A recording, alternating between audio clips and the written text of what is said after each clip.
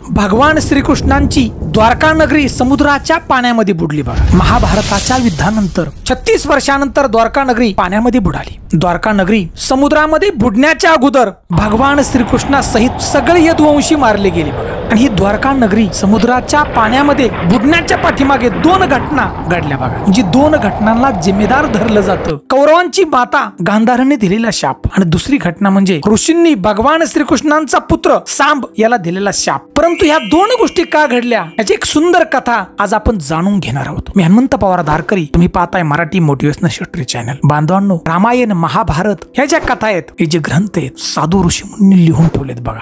हे सत्य आहेत सगळ्या घटना, आणि या घटनेचा पुरावा म्हणजेच महाभारताचा पुरावा या ठिकाणी आपल्याला मिळतो। महाभारताचं युद्ध समाप्त झाल्यानंतर पांडुपुत्र युधिष्ठिर म्हणजेच धर्म राजा बनला, आणि त्याच वेळी बघा कौरवांची माता गांधारीला भेटण्यासाठी भगवान श्रीकृष्ण त्या ठिकाणी गेली, आणि त्या ठिकाणी बघा माता गांधारीने भगवान श्रीकृष्णाला शाप दिला, हे श्रीकृष्णा, ज्या प्रकारे माझ्या कौरवांचा नाश झाला माझ्या मुलांचा, त्या प्रकारे तुझ्या यदुवंशाचा नाश होणार, असा शाप गांधारीने भगवान श्रीकृष्णाला दिला। आणि एके दिवशी महर्षी विश्वामित्र आणि देव ऋषी नारद द्वारकेमध्ये आले बघा। आणि त्यावेळी बघा यादव कुळातील काही तरुण मुलं महर्षी विश्वामित्र यांची चेष्टा करू लागली, म्हणू लागले की बघू हे साधू ऋषी महाराज किती हुशार आहेत। आणि त्यांनी बघा भगवान श्रीकृष्ण यांचा पुत्र साम याला साडी घातली बघा, आणि स्त्री वेशात घेऊन आले त्या ठिकाणी, स्त्रीच्या वेशात, आणि त्यांना सांगितलं की साधू महाराज, ही स्त्री गर्भवती आहे आणि हिच्या गर्भातून काय उत्पन्न होईल हे तुम्ही सांगा, तुम्ही अंतर्ज्ञानी आहात ना, तुम्ही सांगा आम्हाला। साधू ऋषींनी ओळखलं बघा की ही मुलं माझा अपमान करीत आहेत, आणि त्याच वेळी बघा ऋषी विश्वामित्र क्रोधित झाले आणि शाप दिला बघा। भगवान श्रीकृष्ण पुत्र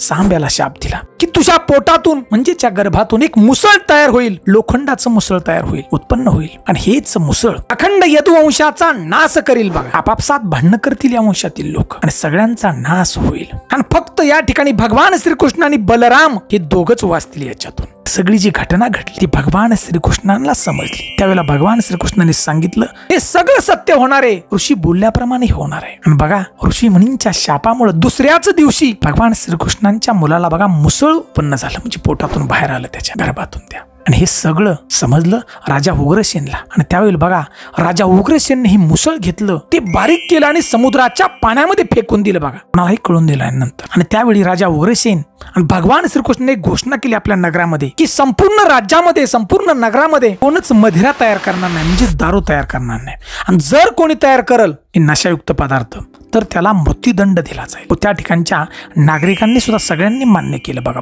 तरी सुद्धा बघा त्या ठिकाणी भयंकर असे अपशकुन घडू लागले नगरीमध्ये, प्रतिदिन वादळ येऊ लागली, आणि उंदरांची संख्या एवढी वाढू लागली की मनुष्यापेक्षा उंदर जास्त दिसायला लागली बघा। आणि रात्रीची उंदर त्या ठिकाणी यायची आणि मनुष्याची केस नखे खाऊ लागली, आणि सगळे जे यदुवंशी आहेत ते पापांच्या सीमा ओलांडू लागले, आपापसात भांडू लागले, पाप त्या ठिकाणी घडायला लागले बघा। भगवान श्रीकृष्णांनी हे सगळं पाहून ओळखलं की आता गांधारीचा शाप खरा ठरू लागलाय, आणि अपशकुन पाहून भगवान श्रीकृष्णाला समजलं बघा अखंड सृष्टीचे मालक आहेत, भगवान विष्णूचा अवतार आहे, त्यांना समजलं अंतर्ज्ञानी आहेत की जसा महाभारताचं युद्ध जवळ आलतं तसा काळ म्हणजे वेळ होती की कौरवांचा नाश होणार, तशीच वेळ आता जवळ येऊ लागली बघा अमुष्याला, ही द्वारका डुबणार असं त्यांना बी समजलं बघा। हा गांधारीचा शाप सत्य करण्याच्या उद्देशानं भगवान श्रीकृष्णाने बघा यदुवंशातील लोकांना तीर्थयात्रा करण्यास सांगितलं, आणि भगवान श्रीकृष्णांच्या सांगण्यानुसार सगळे यदुवंशी समुद्राच्या किनाऱ्यावरती प्रभास तीर्थ या ठिकाणी आले बघा आणि निवास करू लागले। एके संध्याकाळी बघा अशी एक घटना घडली,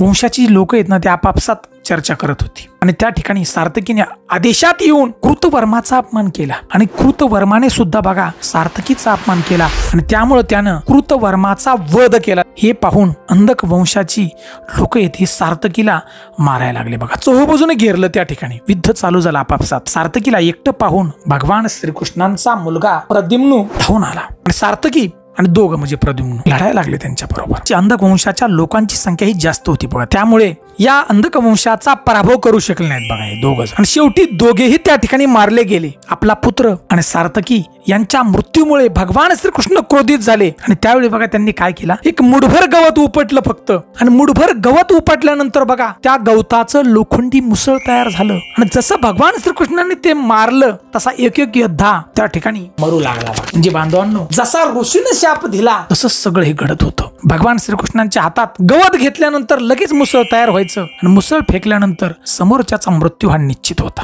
यदुवंशी आपापसात लढत होते, मृत्युमुखी पडत होते. भगवान श्रीकृष्णांच्या समोर डोळ्यासमोरच सांब आपल्या मुलाचा मृत्यू झाला, गंधचा मृत्यू झाला आणि त्यामुळे श्रीकृष्ण क्रोधित झाले एकदम आणि सगळ्या वीरांना त्यांनी मारून टाकलं त्या ठिकाणी बघा. आणि शेवटी फक्त भगवान श्रीकृष्ण यांचा सारथी दारुक हा फक्त वाचला. भगवान श्रीकृष्णांनी आपल्या सारथीला सांगितलं तू हस्तिनापूरला लगेच जा आणि अर्जुनाला सगळी घटना सांग घडलेली आहे आणि द्वारकेला घेऊन येतो. नंतर भगवान श्रीकृष्ण द्वारकेला आले. सर्व घडलेल्या प्रकारे तो आपल्या पित्याला सांगितला वसुदेवांना. त्यांना फार दुःख झालं. भगवान श्रीकृष्ण संपूर्ण नगरीमध्ये फिरत होते बघा. आक्रोश चालला होता. स्त्रियांचं रडणं कानावरती ऐका येत होतं. भगवान श्रीकृष्ण समजून सांगत होते स्त्रियांना या ठिकाणी अर्जुन येईल आता आणि तुमचं संरक्षण करेल. जिकडे तिकडे हा आकार माजला होता. जोराचं वादळ सुटलं होतं. कोणाला काही समजत नव्हतं आणि भगवान श्रीकृष्ण बलरामाच्या भेटीला जंगलामध्ये निघून गेले. जंगलामध्ये गेल्यानंतर भगवान श्रीकृष्णांनी पाहिलं की बलराम समाधीमध्ये लीन आहेत. पाहता पाहता त्यांच्या शरीरातून एक पांढरा मोठा साप निघाला आणि समुद्रामध्ये गेला बघा. हा जो साप होता ना त्या सापाला हजारो मस्तक होते. त्या ठिकाणी प्रकट झाले समुद्रदेव आणि त्यांचं स्वागत केलं.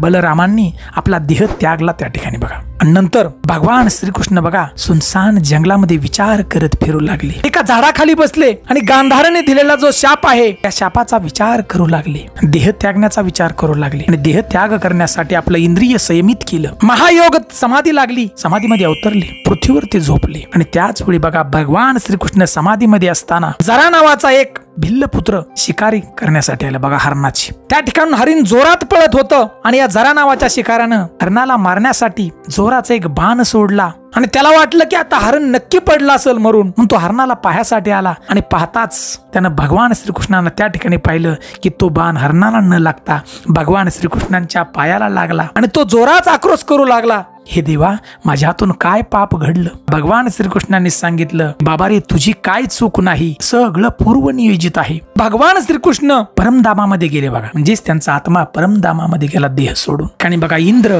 अश्विनी कुमार, रुद्र, आदित्य, वसु, मुनी सर्व भगवंताचं स्वागत केलं सगळ्यांनी. आणि तिकडे काय घडतंय दुसरीकडे हस्तिनापूरमध्ये भगवान श्रीकृष्णांचा सारथी हा गेलाय त्या ठिकाणी. ही सगळी घटना अर्जुनाला सांगितली. अर्जुनाला फार दुःख झालं आणि अर्जुनाला घेऊन हा सारथी भगवान श्रीकृष्णांचा आपल्या नगरीमध्ये आला. आणि अर्जुनाने हे सगळं दुःख बघितलं. ते सर्व भगवान श्रीकृष्णांच्या राण्या रडत होत्या, थाय मोकलून रडत होत्या. हे दुःख अर्जुनाला सुद्धा पाहवलं नाही. अर्जुनाला सुद्धा दुःख झालं. तो रडू लागला. वसुदेवांना पाहिल्यानंतर बघा वसुदेवांनी अर्जुनाला घट्ट अशी मिठी मारली. वसुदेव सुद्धा रडू लागले. झालेला सगळा प्रकार वसुदेवांनी अर्जुनाला सांगितला. जे भगवान श्रीकृष्णाने सांगितलंय की आता ही द्वारका नगरी डुबणार आहे हे सगळं सांगितलं बघा वसुदेवांनी अर्जुनाला. आणि त्यावेळेला वसुदेवांनी सांगितलं की राहिलेली जी लोक आहेत सगळ्या स्त्रिया आहेत त्यांना तू घेऊन इंद्रप्रस्थला जा. हे सांगितल्याप्रमाणे बांधवांनो अर्जुन राहिलेल्या सगळ्या लोकांना त्या ठिकाणच्या घेऊन इंद्रप्रस्थला अर्जुन आला. आणि जसा अर्जुन या द्वारकेतून बाहेर पडला तसा एका क्षणार्धात समुद्राच्या उंच लाटा आल्या आणि द्वारका नगरी पाण्यामध्ये डुबली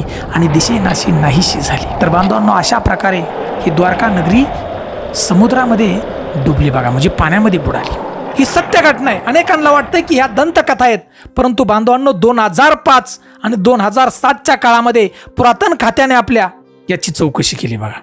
म्हणजे हे सत्य एका पाहण्यासाठी समुद्राच्या पाण्यामध्ये खाली सैन्य पाठवलं आणि त्या ठिकाणी बघा शोध लागला की 560 मीटर जवळजवळ द्वारका नगरीच्या भिंती त्याच्या पाण्यामध्ये आहेत खाली बघा. किती अवशेष द्वारका नगरीचे त्या ठिकाणी समुद्रामध्ये आढळलेत. मध्ये विचार करा बांधवांनो आजही द्वारका नगरीचा पुरावा पाण्यामध्ये सापडतो.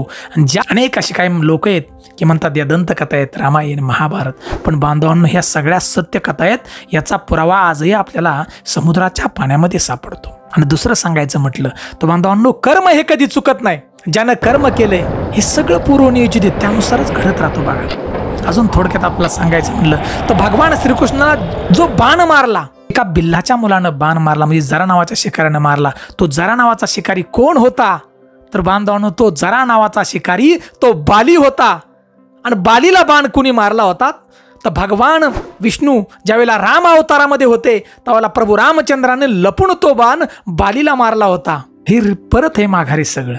आणि या ठिकाणी भगवान श्रीकृष्ण विष्णूंच्याच अवतारामध्ये आहेत बघा. म्हणजे हे परत आहे सगळं रिटर्न माघारी. कर्माचं फळ जो माणसाच्या देहामध्ये आलाय त्याला कर्म हे भोगावंच लागतात बघा. देवाने जर अवतार घेतला तरी तेच त्यांना सुद्धा चुकलं नाही. म्हणून बांधवांनो नेहमी कर्म चांगलं करा, पूर्वी साधू ऋषी मुनींनी दिलेले शाप खरे ठरत होते बघा. म्हणजे बघा, गांधारीने दिलेल्या शापामुळे भगवान श्रीकृष्णांची द्वारका नगरी डुबली.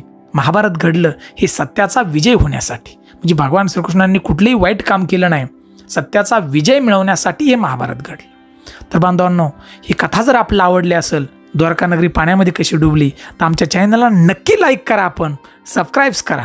जय हिंद, जय भारत.